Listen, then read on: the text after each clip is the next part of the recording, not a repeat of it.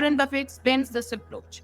We look at economic prospects of the business, the people in charge of running it, and the price that we must pay for it. We do not have in mind any time or price for the sale. He emphasizes that our economic fate will be determined by economic fate of the businesses that we own, whether our ownership is partial or total. Why does it matter?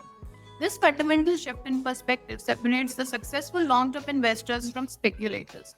Instead of trying to predict market movements or economic trends, focus on understanding individual businesses and their competitive advantages. The portfolio insurance fallacy.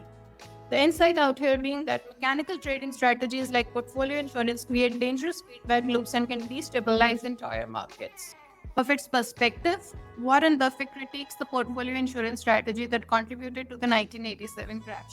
Warren Buffett asks the question out here. He says that after buying a farm, would a rational owner's next order be to his real estate agent to start selling off pieces of it whenever a neighboring property was sold at a lower price? He points out this absurdity.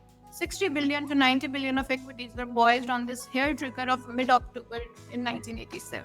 So why does that matter? It reveals how institutional sophistication can actually create massive irrationality. When everyone follows the same mechanical rules, it creates dangerous hoarding behavior that can trigger crashes. The permanent holding philosophy. The insight out here being that some businesses are so exceptional that you should view them as permanent holdings, not trading vehicles, like owning pieces of outstanding private businesses. Buffett's perspective out here, Warren Buffett identifies three stocks, for example, Capital Cities, ABC, Geico, and the Washington Post that Berkshire would never sell even if they became significantly overpriced.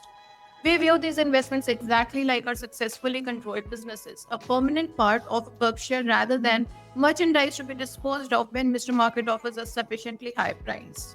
Why does this matter? This challenges the conventional wisdom of taking profits or diversifying.